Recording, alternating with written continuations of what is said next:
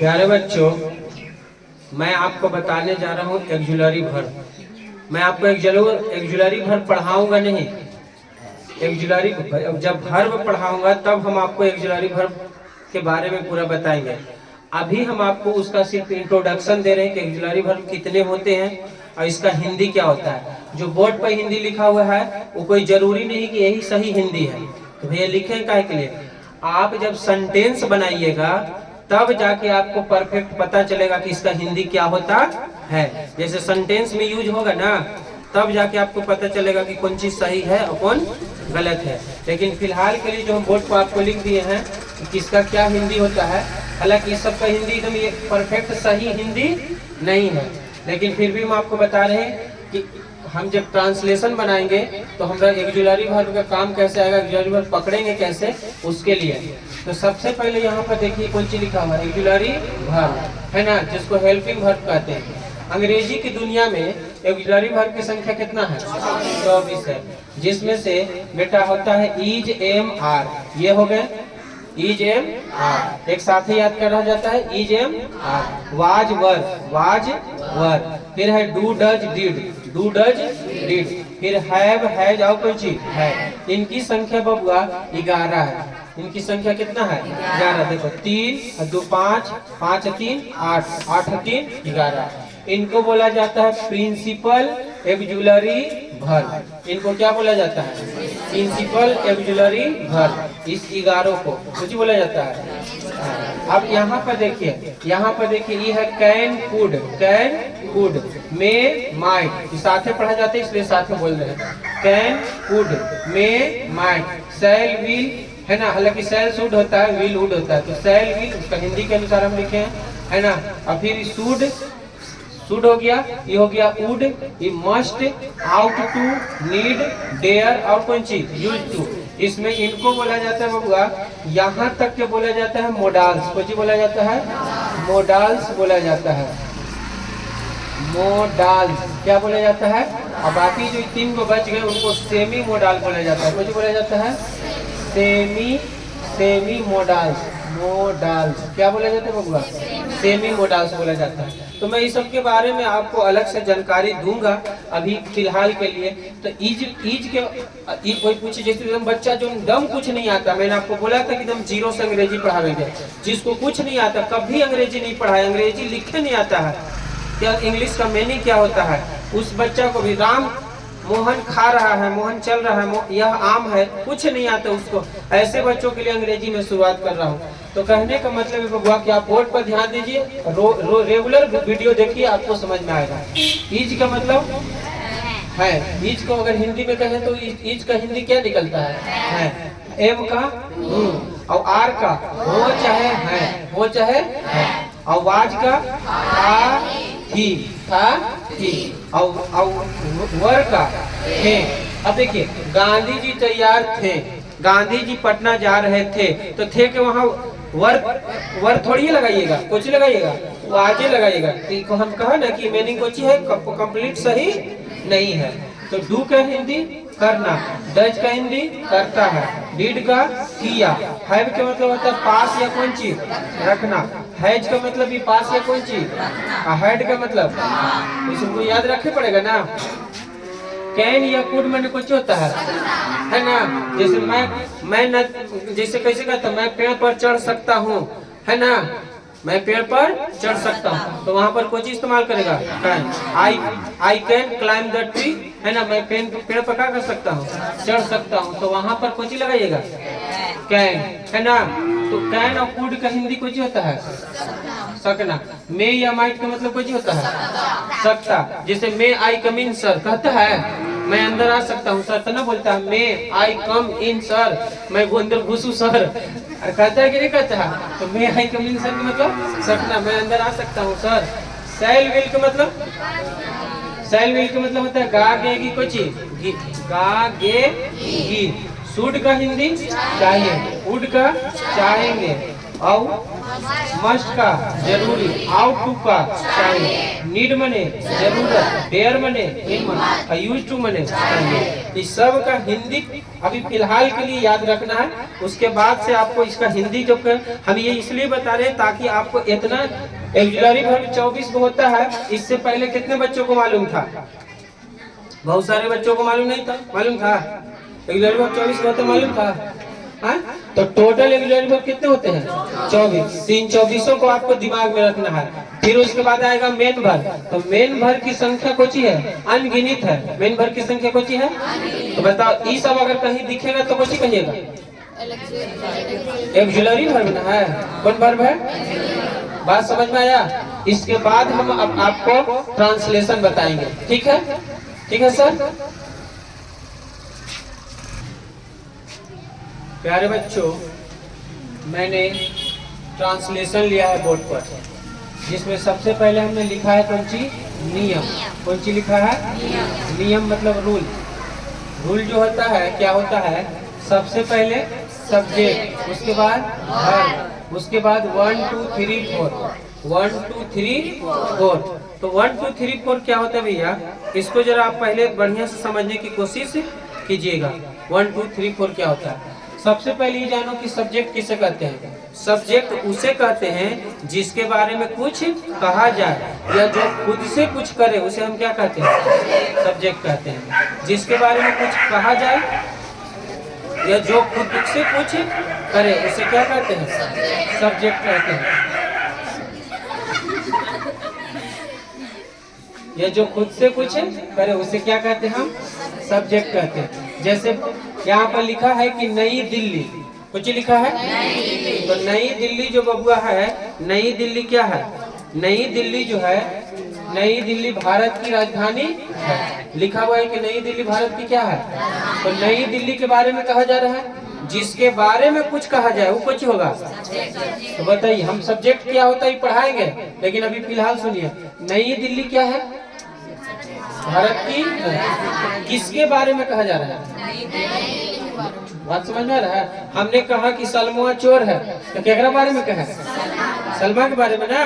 तो हमने कहा कि नई दिल्ली कुछ बोले भारत की क्या है? तो ये कौन सी हो गया? ये सब्जेक्ट हो गया। ये कौन सी हो गया? सब्जेक्ट हो गया। सब्जेक्ट के बाद आपको वर्ब चुनना है। तो वर्ब कौन है इसमें? है अभी हम तुमको वर्ब लिखवाए थे, तो वर्ब कौन? ई है ना? है तो है कौन सी होगी आपका? वर्ब। अब उसके बाद क्या करना है? उसके बाद क्या करना है? गिनती करना है, 1 2 3, है ना? तो ई हो गया सब्जेक्ट। ई कौन सी हो गया? उसके बाद गिनती पीछे से कर दो। 1 कितना? इसको नंबर दो 2, इसको नंबर दो 3। बस समझ में आ रहा है? फिर से सुनिए, फिर से जो बच्चों को नहीं समझ में आया बोर्ड पर ध्यान दो। सबसे पहले किस को चुनना है? तो सब्जेक्ट को। तो सब्जेक्ट कौन है? नई दिल्ली सब्जेक्ट है। जिसके बारे में कुछ कहा जाए उसे क्या कहते हैं? उसके बाद वर्ब ही है, ये वर्ब है। वर्ब उस किसे कहते हैं? ये सब हेल्पिंग वर्ब है, अभी लिखवाए थे। तो ये हो गया वर्ब। और उसके बाद पीछे से गिनती कर दो, 1 2 3 4। कहाँ से? पीछे से। तो राजधानी 1 नंबर, इसको कितना? 2 नंबर, इसको कितना? 3 नंबर। बबुआ आपको बोर्ड पर लिखा हुआ दिख रहा होगा, है ना? अब जैसे जैसे पहले सब्जेक्ट लिखना है, फिर वर्ब लिखना है, फिर 1 2 3 4। तो लिखो, नई दिल्ली के क्या लिखेगा? न्यू दिल्ली। न्यू दिल्ली लिखेगा ना बाबू? न्यू दिल्ली सब्जेक्ट हो गया। उसके बाद कौन सी? वर्ब कौन है? तो वर्ब खोज डालिएगा, इज। New Delhi is. उसके बाद कौन सी? 1 number, 2 number, 3 number, 1 number. New Delhi is, है ना? इज द कैपिटल हो गया। उसके बाद 2 नंबर पे ही है ऑफ कौन सी? इंडिया। इंडिया ना बाबू? अब बताओ, द कैपिटल। कैपिटल कौन सी है? कॉमन नाउन है। कैपिटल कौन सी है? कॉमन नाउन जब भी सिंगुलर होता है तो उसके आगे क्या लगता है? आर्टिकल लगता है। कुछ लगता है?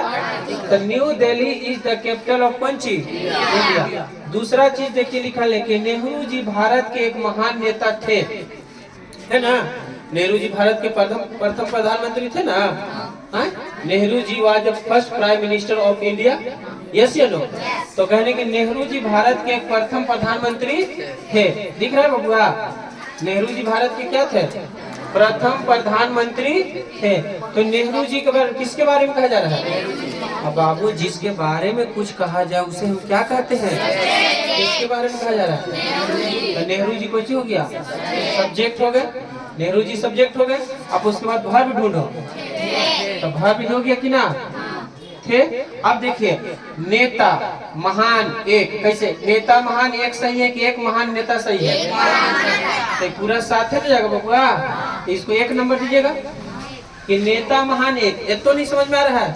मम्मी खाना दे ऐसे, हाँ?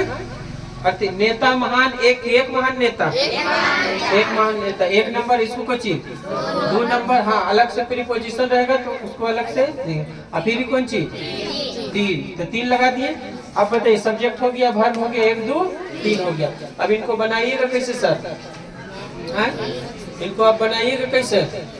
तो बच्चे लिखिएगा नेहरू, नेहरू जी, नेहरू जी लिख दिए। नेहरू जी के बाद बोलो वाज डालेगा कि वर डालेगा? तो भैया आप थे के वर करें नहीं, सिंगल है तो वाज, प्लुरल रहेगा तो वर। तो नेहरू जी वाज ना, नेहरू जी वाज। उसके बाद 1 नंबर में कुछ एक महान नेता के, नेता महान है और बोलिए GREAT ग्रेट लीडर, LEDER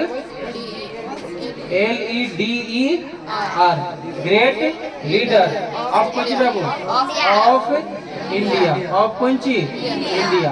तो Nehru ji was a great leader of India. बोलो कोई दिक्कत है? अब ऑफ किसके लिए लगा?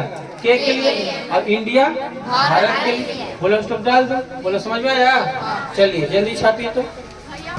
महान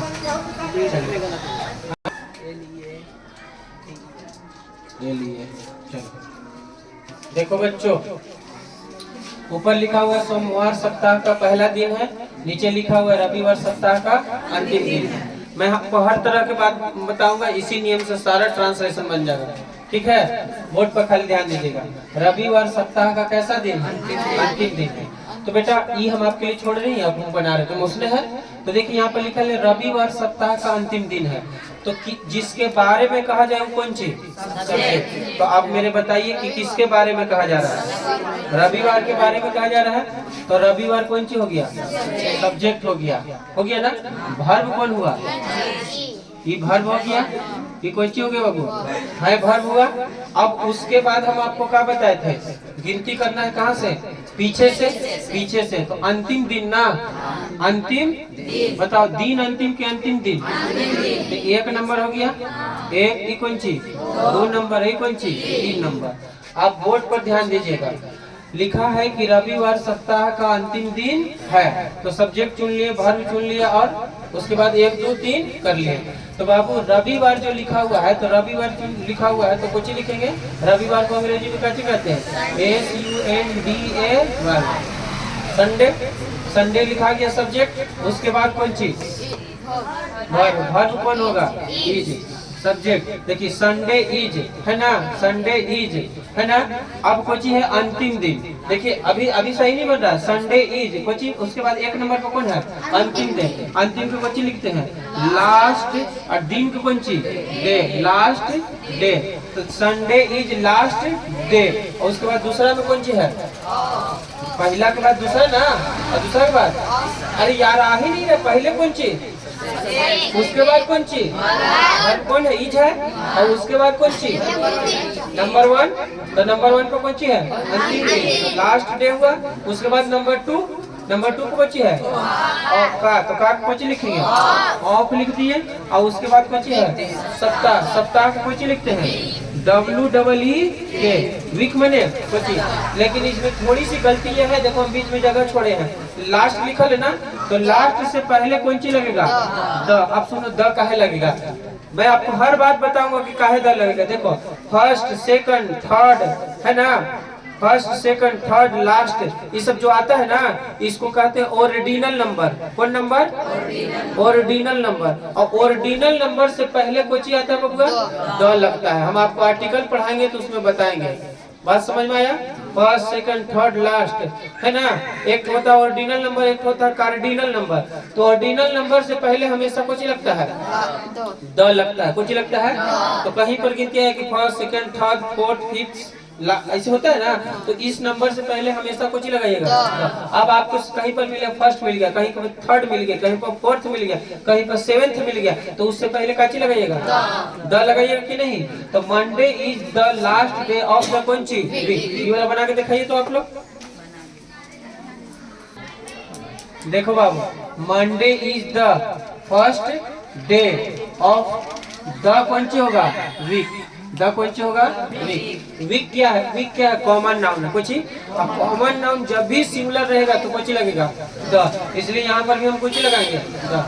कॉमन नाउन जब भी सिंगुलर होगा तो कुछ लगेगा, आर्टिकल लगेगा। बात समझ में आ रहा है? यस या नो? तो मंडे यहाँ पर काहे लगा था भैया, फर्स्ट, सेकंड, थर्ड ये सब रहता है तो उसके पहले कुछ लगता है। और मंडे वीक कुछ है, कॉमन नाउन। जब आपको हम नाउन पढ़ाएंगे धीरे धीरे तब समझ में आएगा। क्लियर हो गया? अभी हम तुमको क्या बता रहे हैं, ट्रांसलेशन, है ना, हिंदी टू इंग्लिश, हिंदी से इंग्लिश करने के लिए। प्यारे बच्चों, बोर्ड पर ट्रांसलेशन लिखा हुआ है, इसको देखिए। लिखा हुआ है कि सोहन के पास एक लाल कार है। फिर लिखा हुआ है कि गाय के पास एक पूंछ और दो आंख होते हैं। पास या रखना दोनों बात एक ही है, हम बताते हैं आपको इसका मीनिंग, है ना। यानी उसके पास यानी वो रखता है। यस या नो? सोहन के पास एक लाल कार, यानी सोहन एक लाल कार रखता है। तो पास का मीनिंग क्या निकलता है, रखना। पास का मीनिंग क्या निकलता है, तो सोहन के पास एक लाल कार है। तो बताओ अब इसमें सब्जेक्ट कौन है, सोहन। कैसे सोहन हुआ, जिसके बारे में कुछ कहा जाए उसको कुछ है सब्जेक्ट कहते हैं। तो सोहन हो गया सब्जेक्ट, है ना। बात समझ में आ रहा है?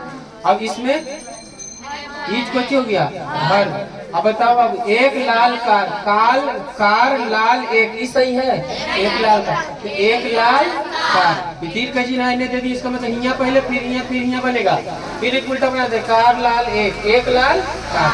अब पास है ना, अरे बाबू कुछ है, पास है ना, ती पास होगी इसको। अब सुनिएगा, गौर से सुनिएगा, यहाँ पर जो मीनिंग बनेगा, यहाँ पर जो मीनिंग बनेगा, ये वर्ब इसके साथ आ जाएगा। किसके साथ आ जाएगा, है के साथ। ये पूरा वर्ब का काम करे लगेगा, कोची का काम करेगा, पूरा कोची का काम करे लगेगा। तो ये जो पास है ना, पास यही बन जाएगा कौन सी बाबू, आपका वर्ब बन जाएगा। यहाँ पर ईज वर्ब नहीं होगा, वर्ब यहाँ पर ईज नहीं होगा। यहाँ पर जो पास होगा नहीं, कोची का काम करने लगेगा वर्ब। तो सोहन कोची लिखिएगा यहाँ पर, सोहन, है ना। अब पास की कोची लिखेंगे, सोहन है, सोहन है रहता तो जी, सिंगुलर है तो कोची लिखाएगा, सिंगुलर है तो, अरे सिंगुलर है तो है, आई प्लुरल रहता तो सोहन है, सोहन है। जब भी यहाँ पर पास वाला कॉन्सेप्ट आएगा तो कुछ लिखिएगा हैज है।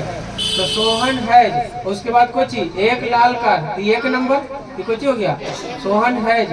अब उसके बाद कुछ लिखिएगा एक लाल कार, तो कुछ होगा ए, है ना, रेड, है ना बाबू, CAR, Sohan has red car. Sohan के पास कैसा कार है भैया, यहाँ पर समझ में नहीं है, वर्ब यहाँ है, वर्ब इसको कर दी। हाँ, वर्ब का काम अभी कौन ही करेगा, ये पास वाला करेगा काम, अभी काम नहीं करेगा। कब, जब कोई चीज अपने पास रखता है या कोई उसके पास कोई चीज है, ठीक ना। जैसे इसको देखो, गाय के पास एक पूंछ और कुछ दो आंख होते हैं, तो गाय कुछ हो गया, गाय कुछ हो गया सब्जेक्ट। अब वर्ब ई ना हो करके कौन हो जाएगा, के पास, ये कौन सी हो जाएगा आपका, वर्ब हो जाएगा।